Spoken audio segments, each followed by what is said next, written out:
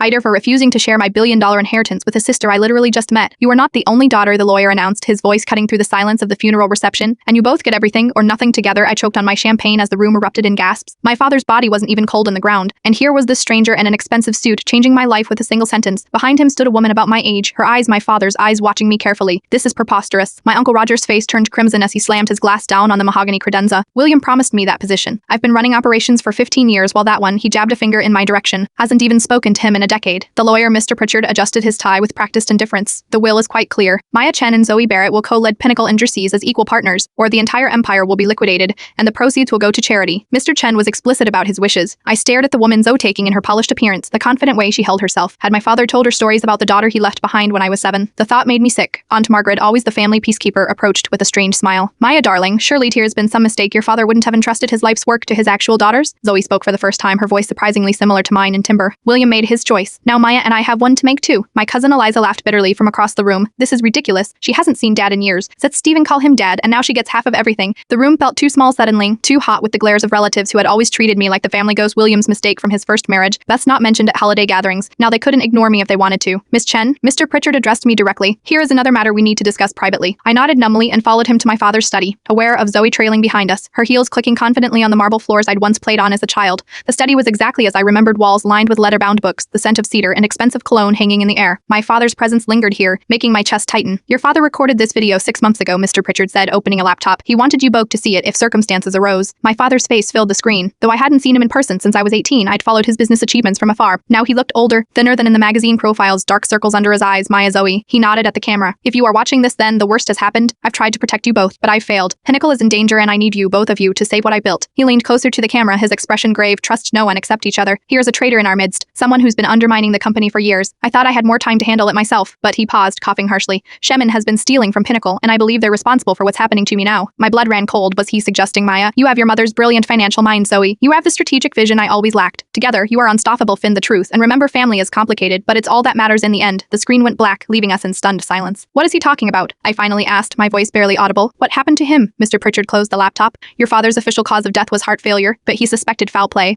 He believed someone was slowly poisoning him and he didn't go to the police, Zoe demanded. He had no proof, only suspicions, and he worried that revealing those suspicions would put you both in danger. He handed each of us a key. These open a safety deposit box at First National. Infi is everything he gathered. The rest is up to you. I stared at the small metal key in my palm. Delight the study. I could hear the murmurs of relatives dividing imaginary spoils that were now beyond their reach. So Zoe said, studying me with a mixture of curiosity and caution, are we partners or do we walk away? The Pinnacle Industries headquarters towered over downtown, a gleaming monolith of glass and steel that seemed to touch the clouds. I'd avoided this building for years and now I was about to walk in as half owner. The thought made my stomach clench. Ready for this? Zoe asked, pausing at the entrance. She wore confidence like designer clothing, effortlessly expensively. No, I answered honestly, but I didn't fly back from Singapore to walk away now. The lobby fell silent as we entered together. News traveled fast. After I knew that William Chen's daughters were taking control today, I caught whispers as we crossed to the elevators. That's the other daughter. Hasn't spoken to William in years, running the Asia division into the ground. That last comment made me clench my jaw. I built that division from scratch without using my father's name. These people had no idea who I was or what I was capable of. My father's ore office occupied the entire top floor with floor-to-ceiling windows overlooking the city. A middle-aged man with salt and pepper hair stood waiting, his expression carefully neutral. Miss Chen, Miss Barrett. He nodded to each of us. I am Victor Hargrove, your father's Skio. On behalf of the executive team, we extend our condolences and welcome. Something about his overly rehearsed tone set my teeth on edge. Thank you, Victor, Zoe replied smoothly. We'd like to meet with the executive team in an hour. Of course, though I should warn you, here has been some resistance to the new arrangement.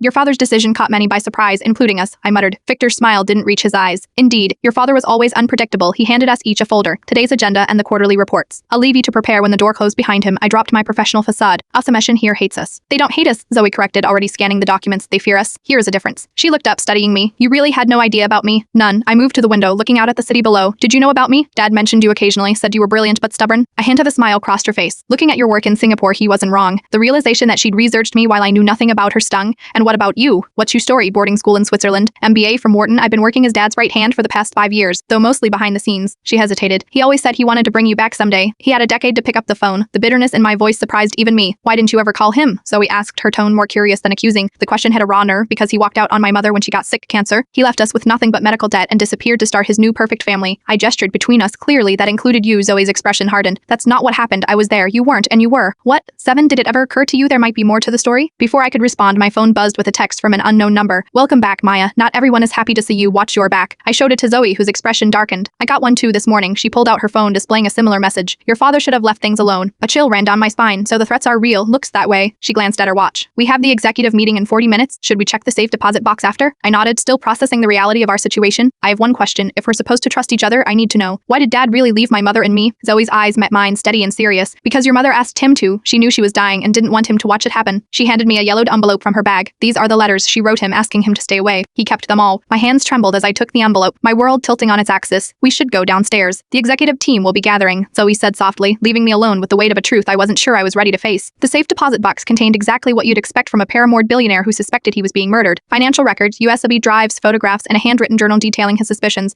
We spread everything across my hotel suite, creating an investigation board that would have made any detective proud. Look at these transfer records, I said, pointing to a series of transactions. Every quarter, exactly $2.7 million moves through the shell company, then splits into these 3 offshore accounts. Zoe frowned, leaning closer. That matches the discrepancies I found in the R&D budgets last year. Dad brushed it off when I mentioned it because he was already investigating, I murmured, flipping through his journal. He traced the accounts to the Cayman Islands, but hit a wall with the beneficial ownership. What about the USB drives? Zoe asked, picking one up. I plugged it into my laptop and we both leaned forward as files populated the screen. Surveillance photos, recorded conversations, detailed timelines. My father had been building a case methodically and secretly against someone within Pinnacle. Jesus, Zoe whispered. He really thought someone was killing him. A photo caught my eye, my father at a restaurant with Victor Hargrove and a woman I didn't recognize. Their body language was tense, confrontational. Who's that? I pointed to the woman. Zoe's expression darkened. Melissa Winters, she's on the board and she was involved with Dad for a while, romantically, until about a year ago. It ended badly. I studied the photograph more carefully. Look at the time and stamp. This was taken 3 weeks before he died. As we dug deeper, patterns emerged. The embezzlement had started 5 years earlier, coinciding with when Zoe joined the company. The money always moved through the same channels using technical knowledge that only someone with insider access would have around midnight. Zoe stepped away to take a call and I found myself staring at a photograph I'd missed before, my mother and father together, looking young and happy with me as a toddler between them. The sight of us as a family, something I barely remembered, made my chest ache. Behind that photo was another that made my blood run cold. Zoe, meeting with one of the board members we suspected, passing what looked like documents in a parking garage. I quickly slipped the photo into my pocket as Zoe returned. That was strange, she said, frowning at her phone. Victor just called offering to meet privately tomorrow, said he has information Dad would have wanted me to have about what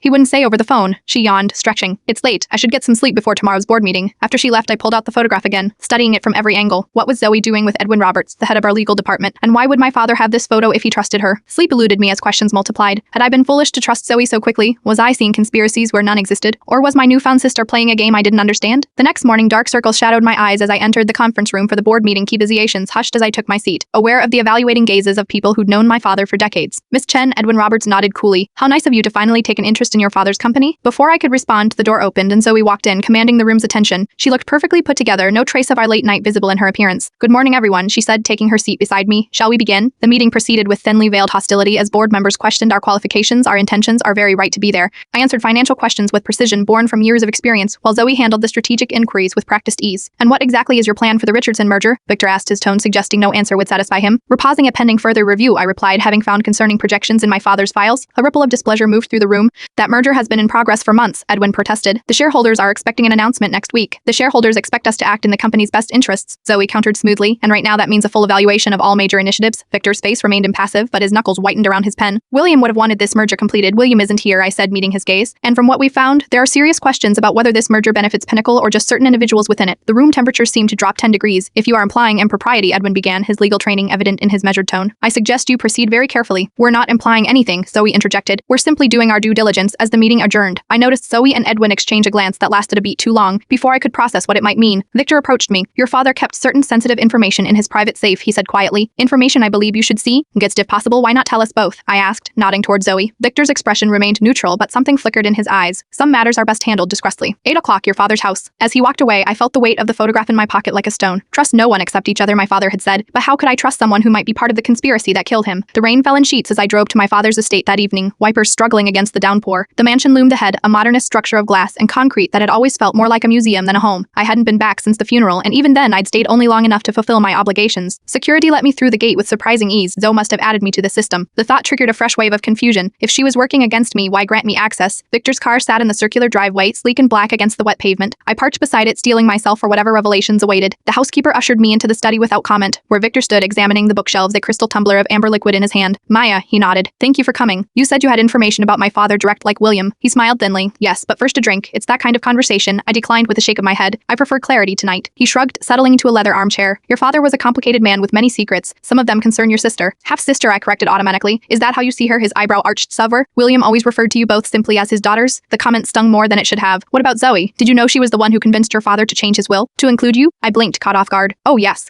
William had cut you out entirely after your last disagreement. It was Zoe who lobbied for months to to bring you back, quite touching. Really, her devotion to a sister she never met. This didn't align with my suspicions at all. Why are you telling me this? Because you need to understand the players involved. He set down his glass. Zoe may have brought you back, but not out of sisterly affection. She needed an ally against the board, which has been trying to force her out for months. Why would they do that? Because she discovered irregularities in the company finances, large sums disappearing, questionable investments, merger terms that heavily favored outside parties at Pinnacle's expense. His gaze was steady. The same issues you've just started to uncover. My mind raced, trying to reconcile this with the photograph of Zoe and Edwin. If that's true, why would she be meeting secretly with Edwin Roberts? Victor's surprise seemed genuine. Meeting Edwin when? I hesitated, then retrieved the photo from my bag, watching his reaction carefully. He studied it, then laughed softly. This isn't what you think. Zoe was working with Edwin under your father's direction, feeding him false information to see where it would lead. Edwin has been suspected for months. So my father trusted Zoe with his life. Victor returned the photo. The question is, do you? Before I could answer, the study door opened and Zoe herself stood in the doorway, eyes widening at the sight of us together. Maya, Victor, what's going on? Just filling in some family history, Victor said smoothly, rising to his feet. I should go. Think about what I said, Maya. After he left, Zoe turned to me, confusion evident. Why didn't you tell me you were meeting him? Why didn't you tell me you were the reason I am in the will at all? I countered. Her expression shifted from confusion to resignation. Who told you, Victor? Is it true? She sighed, dropping into the chair. Victor had vacated. Yes, Dad was still angry after your fight. Said if you wanted nothing to do with him, he'd respect your wishes. But it wasn't right. You deserved your place in the company, in the family. Why would you advocate for someone you'd never met? Because you are my sister. She stated it simply, as if it were the most obvious thing in the world. And because I found evidence that Dad was right about the company being undermined from within. I couldn't fight it alone. I studied her face, searching for deception and finding none. The photograph of you with Edwin was a sting operation. Dad set it up to feed Edwin false information about the Richardson merger. We were tracking who he shared it with. She leaned forward. The real question is, what did Victor want with you tonight? Because he's been blocking my investigation at every turn. As the implication settled over me, a crash sounded from somewhere in the house. Zoe and I both froze, exchanging alarmed glances. The security system should be on, she whispered. Are you armed? I asked, regretting my own lack of preparation. She shook her head, eyes darting to the study door. Full steps approached, heavy, unhurried, confident. I grabbed a heavy crystal paperweight from the desk while Zoe reached for a letter opener. We positioned ourselves on either side of the door, hearts pounding in synchronized fear. The door handle turned slowly and I raised my makeshift weapon, prepared to strike. The door burst open and Uncle Roger stumbled in, reeking of expensive scotch. Where is it? He slurred, seemingly oblivious to our defensive postures.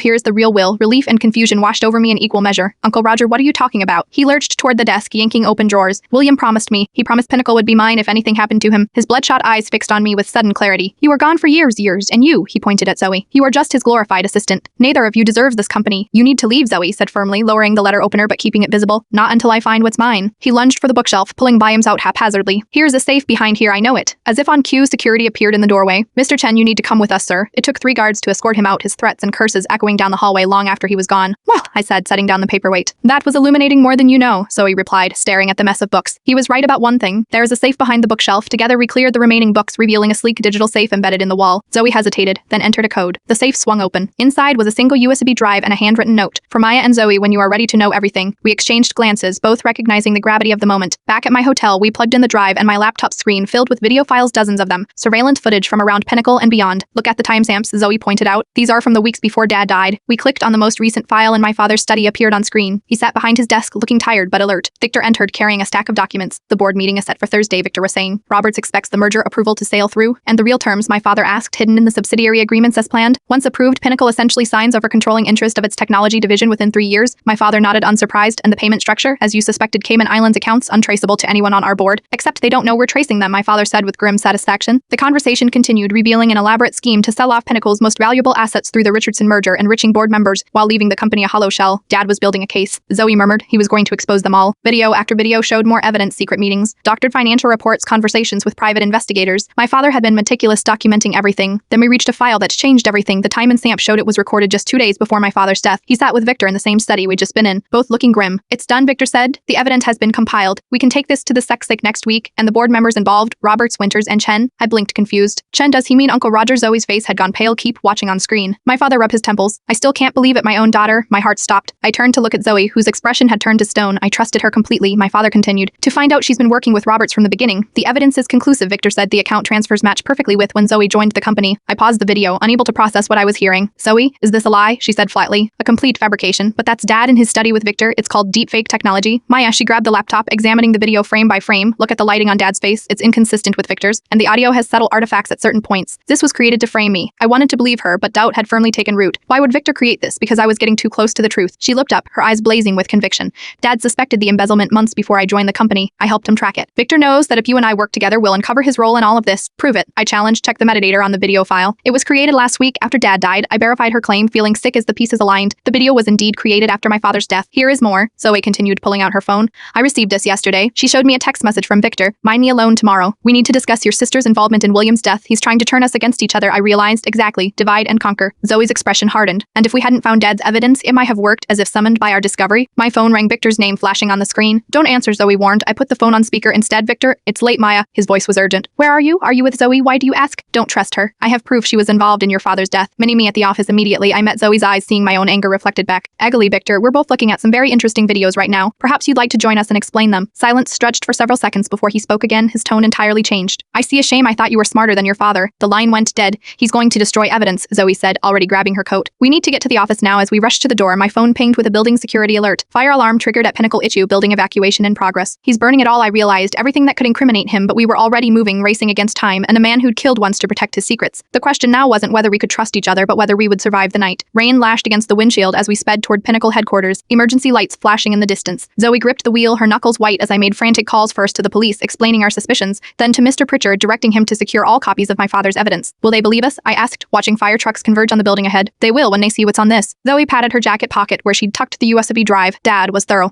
Here is enough here to put Victor away for life. We parked haphazardly and ran toward the building, flashing our IDs at security. Bly poured from the executive floor windows, but the fire seemed contained to one area, my father's office. He's destroying the original evidence, Zoe said grimly. A firefighter blocked our path, ma'am. You can't go up there. We're the owners of this building, I insisted. There are critical documents no one's allowed up until we clear it. Fire's almost contained, but the sprinklers have soaked everything. Frustrated, we retreated to the lobby where evacuated employees huddled in confused groups. I scanned the crowd for Victor but saw no sign of him. Miss Chen, Miss Barrett. Edwin Roberts approached, looking disheveled. Thank God you are all right. When I heard the alarm, here is Victor? Zoe demanded. Edwin blinked. I assumed he was with you. He called an emergency meeting for tomorrow morning, said you'd both approved it. I exchanged glances with Zoe. When did he call this meeting? About an hour ago. Said it was about the future of the company. Did he say anything else? Zoe pressed. Edwin hesitated. Just that significant changes were coming? He seemed confident, almost triumphant. He lowered his voice. Between us, there are rumors he's planning to announce a restructuring that would essentially sideline both of you. That won't be happening, I said firmly. A commotion near the elevators drew our attention. 2 police officers escorted Victor across the lobby, his hands cuffed behind his back. He spotted us and his expression darkened. This isn't over, he called out. You have no idea what you are up against. As the officers led him away, Zoe turned to me. He's right about one thing. This isn't over. The Richardson merger is just part of it. Here is an entire network involved, including people on our board. I nodded, but without Victor to coordinate them. They'll scatter like roaches when the lights come on. The fire chief approached, clipboard in hand. Building secure. Fire was contained to one office. Definitely arson 7. Doused the place in accelerant and lit it up. How bad is the damage? I asked. Contents of the office are a total loss, water damage to surrounding areas. Zoe's shoulder slumped slightly. The first sign of fatigue I'd seen from her. Can we go up once our investigators finish? Yes, probably another hour. We settled in to wait, the adrenaline slowly ebbing per my system, leaving exhaustion in its wake. Recess employees were being sent home, the building gradually emptying until only essential personnel remained. I still don't understand, I said quietly. Why kill Dad? Why not just continue stealing from the company? Because Dad figured out it wasn't just embezzlement, Zoe replied. The Richardson merger was a Trojan horse. Once completed, they'd have access to Dad's proprietary technology worth billions in the right hands or the wrong ones, and Dad wouldn't sell, not when he realized what they wanted it for. Military applications, surveillance systems, things Dad had explicitly forbidden in his development protocols. I thought about it, pieces clicking into place. So they needed him out of the way to complete the merger, and they needed us to fail, so he added, hence turning us against each other. When we were finally allowed upstairs, the executive floor was a disaster, water-soaked carpets, the acrid smell of smoke, and Dad's office a charred shell of its former self. Here is nothing left, I said, surveying the destruction. Zoe walked to what remained of our father's desk, running her fingers along the edge. He knew this might happen. That's why he created multiple copies of everything, and the safe deposit box I added, and sent copies to Pritchard. Zoe knelt down, prying at a section of the floor that had buckled from the heat Dad showed me once. Yes, beneath the damaged flooring was another safe, this one seemingly untouched by the fire. Zoe entered a combination and it opened to reveal stacks of documents, another computer drive, and a sealed envelope with both our names. He really was paranoid, I murmured oddly, touched by my father's thoroughness. With good reason, Zoe replied, handing me the envelope. Inside was a letter handwritten in my father's distinctive style. My daughters, if you are reading this, then my suspicions were correct, and I've paid the ultimate price for my discoveries. I am sorry I won't be there to see you work together, the 2 people I am most proud of in this world. Maya, your brilliance and integrity have always been your greatest strengths, even when they kept you away from me. I respected your decision to make your own way, though I missed you every day. Zoe, your loyalty and determination have been my comfort these past years. You reminded me daily of what truly matters. Together, you are unstoppable. The company is yours now to lead as you see fit, but beware, the threats you face are more extensive than you know. Trust only each other. Victor betrayed me long before the embezzlement began. He has connections to interests that would use our technology for purposes I cannot condone. The board has been compromised as well. You'll find the details in these files. Remember that Pinnacle was never about money for me. It was about creating something that would outlast me, something I call